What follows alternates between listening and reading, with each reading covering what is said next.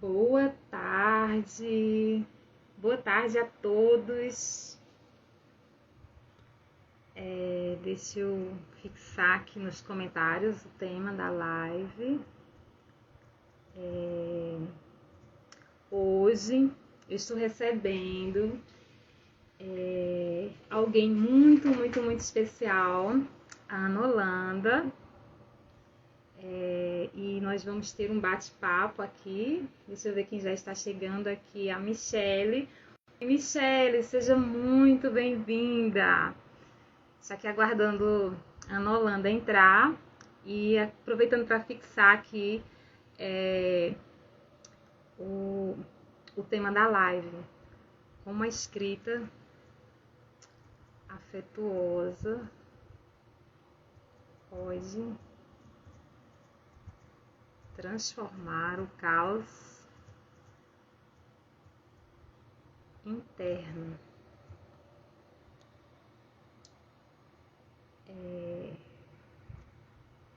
Fixar comentário.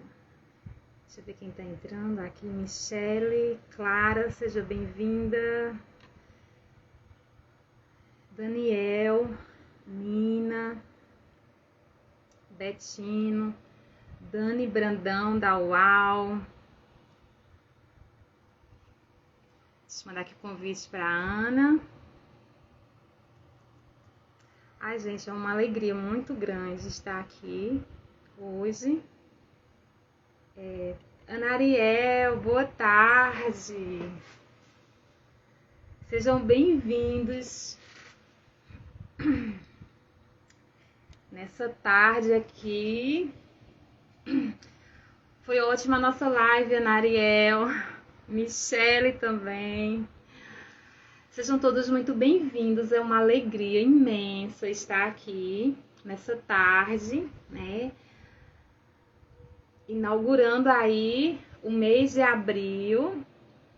E outro dia eu estava comentando, né, sobre a importância desse movimento da gente estar fazendo lives, né? A gente se sente acolhidas, nos sentimos muito bem. É como você puxar a cadeira, né, para conversar de pertinho com alguém, já que estamos tão impossibilitados, né, de estarmos próximos daquelas pessoas que a gente ama, né, e quer bem. Então, estar aqui acaba nos aproximando de alguma maneira. E sejam bem-vindos. Pronto, Ana, já está chegando por aqui. Como é importante a gente promover esses momentos, né? São pequenos afagos na alma. Pronto, nossa convidada já chegou, Ana Holanda, que alegria! Tudo bom? Tudo ótimo, maravilhoso. Eu estava aqui acabando de comentar como essas lives, elas têm um poder incrível de nos salvar o dia. Como é importante esses pequenos momentos aqui. Muitas pessoas aqui já entrando. A Carol, Luciana. É aquele momento também que a gente vê como tá e se ajeita. Exatamente, dá um impulso, né? Para você estar em movimento. A se ajeitar, ver que o cabelo tá bagunçado. Mas está tudo bem, né? O importante é estar nesse movimento. É verdade. Então, gente, sejam todos bem-vindos, né? Ana, seja bem-vinda. Eu confesso que eu até me deu um frio na barriga de estar aqui hoje, né? Porque eu tenho uma admiração muito grande por você, pelo seu trabalho, eu te acompanho já há algum tempo. E assim, você ter reservado nesses minutos para estar aqui com a gente, né? Isso é muito importante. E, assim, difundir a escrita, que é uma ferramenta tão maravilhosa que as pessoas, às vezes, elas não se dão conta, né, do poder que a escrita promove. Então, vamos às apresentações, né? Para quem não me conhece, tem várias carinhas novas aqui. Eu sou a Alane, eu sou psicanalista, sou mãe da Maria Carolina, uma adolescente de 16 anos. sou apaixonada pela escrita, né? Sou uma pesquisadora dos benefícios que essa ferramenta promove. E eu acredito muito o quanto é importante a gente não reter o conhecimento só para nós, né? E a gente poder expandir isso. Eu acredito que a Ana, né, melhor do que ninguém, ela agora vai se apresentar. Ela tem propriedade para falar sobre isso também. Então, sinta-se à vontade, Ana. Então, assim, primeiro tudo, Lani, obrigada pelo convite, né? Eu fiquei muito feliz porque eu tive muitos já conversas e encontros com psicólogas, né? Com gente que trabalha nessa área. Porque, Ah, assim, é fato que a gente sabe que a escrita tem um poder terapêutico muito grande, né? Então, às vezes, eu adoro conversar, né? Com psicólogas, tal, que me trazem um pouco, porque eu acho que a gente tem um trabalho, né? A psicologia sabe do poder terapêutico da escrita, e eu tenho essa questão da condução para a escrita, porque nem sempre quando a gente fala para uma pessoa, você precisa escrever sobre isso, ela necessariamente consegue escrever sobre aquilo, né? Existe uma barreira ali entre ela e a escrita. E o meu trabalho está em fazer a ponte aí, né?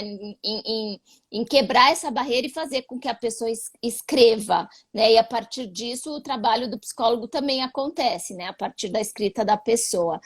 E aí acho que só de contar isso eu já falo um pouco, né? Sobre quem eu sou, né? Eu sou uma pessoa super apaixonada pela escrita. A escrita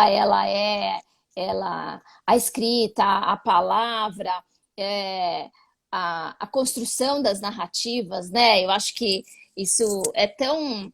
Eu estava conversando essa semana com uma pessoa em que eu falei para ela que para mim não existe uma divisão entre trabalho e vida pessoal e vida profissional, sabe? E não é que eu seja uma workaholic, é simplesmente parece que eu estou sempre vivenciando tudo ao mesmo tempo, porque eu tenho tanto amor, assim, né, pelo que eu faço nesse sentido de se eu às vezes estou no meu tempo livre, eu estou assistindo alguma coisa, e eu fico encantada como aquilo tem um olhar relacionado ao que eu faço, sabe? Então, as coisas elas ficam se permeando o tempo inteiro. Eu sou também mãe da Clara e do Lucas, né? Eles são gêmeos, eles têm 12 anos. Quem sabe você pode me falar um pouquinho sobre essa questão da adolescência, porque eu brinco, sabe, Lani, que quando eu achei que eu já sabia tudo na educação, quando a gente começa a se sentir mais confortável, parece que a gente está mais acertando do que errando com os filhos na educação deles. Eu falo, gente, daí o jogo da vida dá uma pernada na gente, porque eles zeram o jogo e eles entram na adolescência.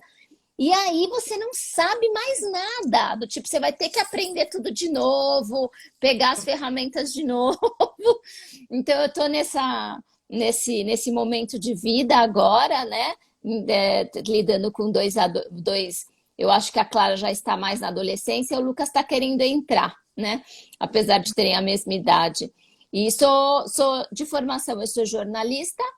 Eu fui por quase 10 anos editora-chefe da revista Vida Simples.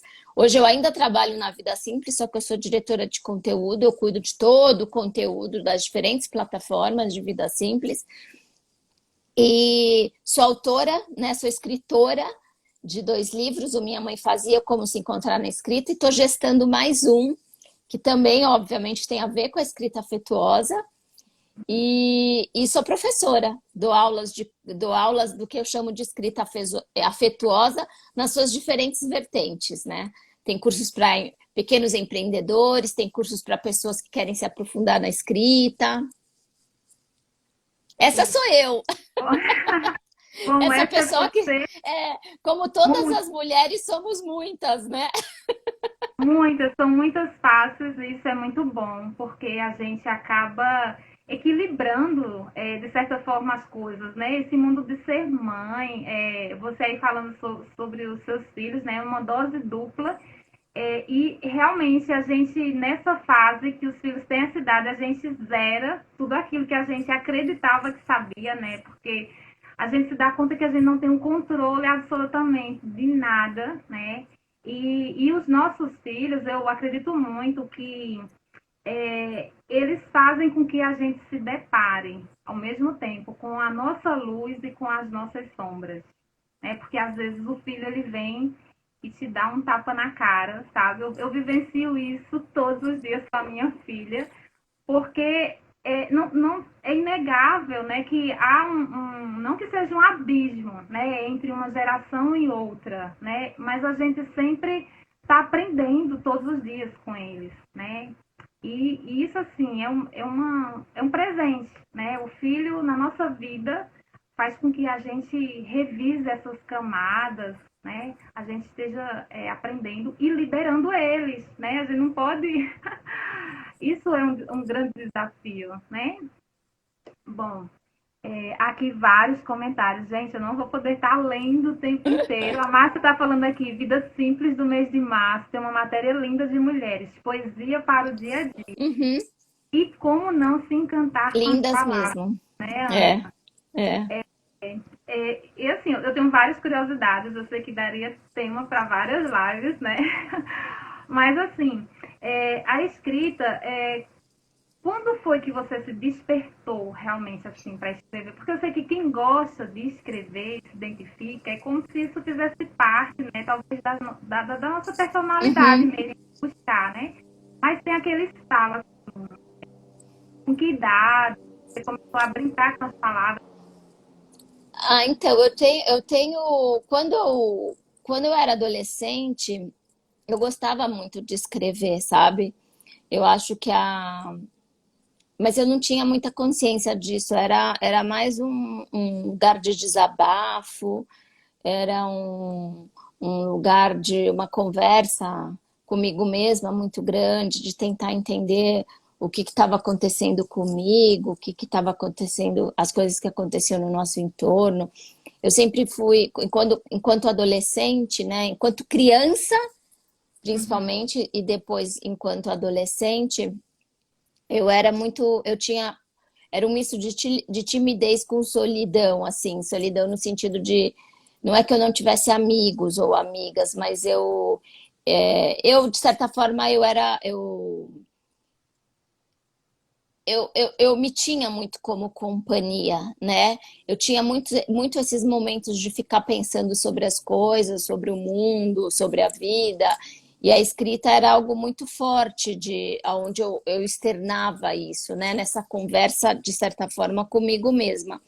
Mas, que é algo que eu falo muito sobre a escrita afetuosa, ao mesmo tempo a gente acaba vivenciando na nossa educação um lugar em que a escrita ela não ocupa, né, essa dimensão da intimidade, né? Quer dizer, é como se a gente tivesse uma escrita pessoal da intimidade, mas a escrita mesmo que a gente precisa mostrar para o mundo é uma outra escrita, né?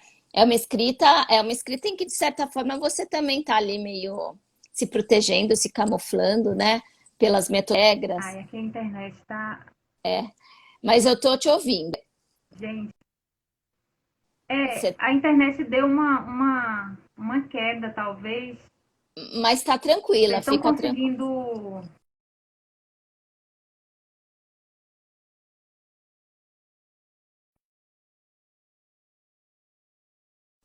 Pronto, voltou. Em- Voltou, você tá rindo agora. A gente vê que você dá umas congeladas, pronto. E É, aí, então, a internet...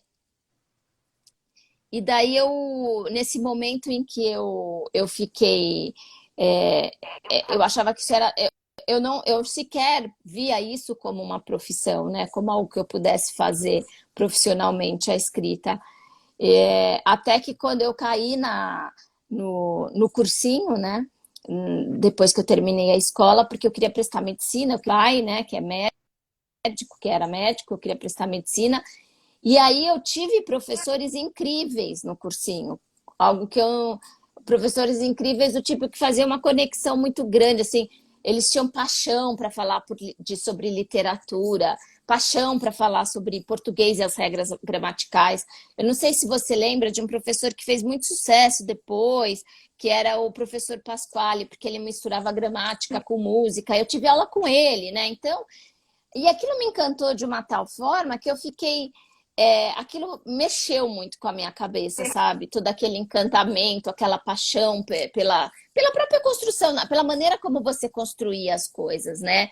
E aí eu comecei a questionar se eu queria mesmo fazer medicina, sabe?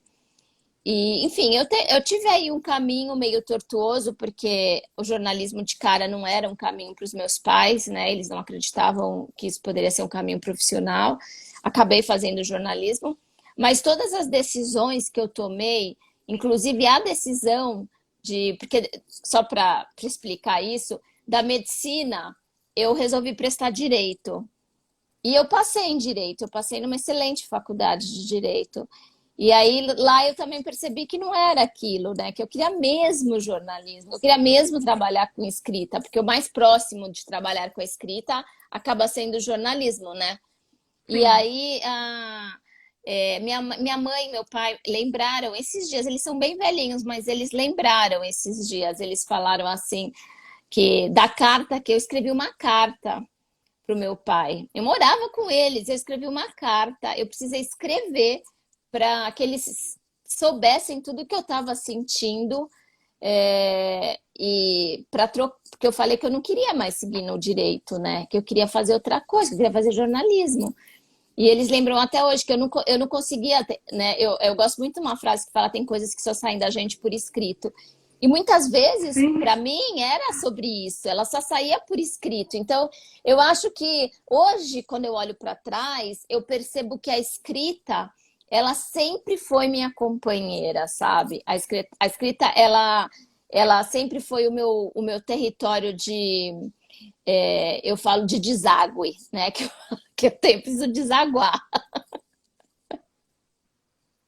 Incrível, incrível você falando sobre isso, né? E me ver a mente, né? Que assim sempre tem algo para contar sobre essas fases, né? Que você vivencia a escrita de uma forma diferente, digamos. Já na minha adolescência, de família católica e, por exemplo, véspera de Semana Santa, que nós estamos vivendo agora, minha mãe costumava, após a primeira comunhão, né, levar, né, para se confessar e, enfim, fazer todos aqueles rituais católicos, né, que nós fazemos por tradição. E aí eu ficava empacada, né? Então a primeira vez que eu fui me confessar, né, eu escrevi. Eu não tinha coragem de contar os meus pecados, ainda eu ficava pensando, vai que eu esqueço de algum. Então eu chegava para o padre com aquela cartinha ali em tópicos e o padre era já meio de idade, ele para mim era fazer um papel assim meio que de um psicólogo, porque a gente ia comentar cada tópico. Então quando todos os anos que eu voltava, ele falava, lá vem a menina da cartinha. Mas assim, e isso funciona muito bem, né? Porque às vezes você não quer ser julgado por alguém, né? Quando você de repente se depara em alguma situação, então a escrita ela acaba sendo aí esse canal, né? De comunicação. Então, para você isso fez muito sentido, porque você acabou colocando no papel talvez aquilo que verbalmente você não teria como falar naquele momento, né? Muito incrível. E hoje a gente vê muito nas redes sociais, né? Várias denominações da escrita, né? Muitas definições. Escrita criativa, escrita afetuosa, terapêutica, amorosa. Enfim, como você vê esse universo, né? Que eu acho assim de forma muito positiva, né? E se você tem eu sei que você fala mais sobre a escrita afetuosa, né? Como você vê isso sobre a escrita, né? Qual o teu estilo, né? Como seria isso para você? Eu acho assim que desde que mesmo quando hoje eu digo que eu não pratico mais o jornalismo no sentido que é muito difícil eu escrever, né, dentro do jornalismo.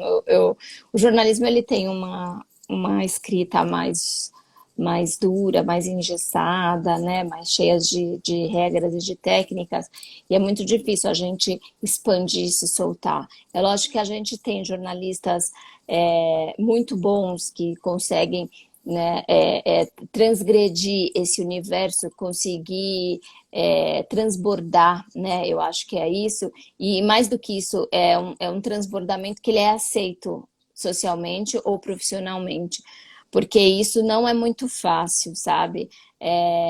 Eu sempre falo que quando a gente, de alguma forma, a gente sai daquele padrão, Eu não sei, eu só vou fazer essa conexão porque eu estou conversando com uma psicóloga, porque eu falo sempre que a escrita ela é uma relação, né? E a gente tem que olhar muito mais pelo olhar da relação, tudo. Quando você está com uma dificuldade de escrever, você tem que pensar o que nessa relação aqui está difícil, entendeu? A gente às vezes acha que é técnica, mas é como relação. Então, voltando ao que eu estava falando, assim como na vida, né? Você deve perceber, quando a gente foge de um modelo que é esperado, né? Assim, desde, por exemplo, se você vive numa família muito conservadora, as pessoas esperam que você case, que você tenha filhos, aquela que não casa, que não casa, que não casa, né? Que não segue aquele padrão, de repente vai morar junto com o namorado, sai, pá, tem filho com outro, ah, meu Deus, né? Ela é muito difícil, assim, ela precisa ter muita força para poder bancar as decisões, né? Dela, as opções, porque parece que a gente tem a sociedade meio que tenta colocar, enquadrar a gente num determinado lugar. Com a escrita não é diferente. Então, quando a gente tem esse transbordamento, ele é encarado do tipo, quantas vezes eu ouvi, seu texto é muito bom, é muito sensível, é bonito, mas a gente precisa fazer uma coisa mais séria. Hoje eu entendo, né? Hoje eu tenho muito mais consciência de tudo que eu vivi. Mas no momento eu ficava. Isso chegava eu chegava a me questionar, a minha qualidade, a qualidade da minha escrita, a minha qualidade profissional, por não chegar naquele patamar de seriedade que as pessoas queriam, né? E hoje, por exemplo, a gente tem uma Eliane Brum, que ela escreve de uma maneira super visceral e ela é uma jornalista super bem conceituada, né? A gente tem um outro jornalista que eu gosto muito, que é o Caio Barreto Brizo, que ele também escreve para Piauí, e ele tem uma escrita também de um transbordamento, de um olhar humano, de uma sensibilidade gigante, né?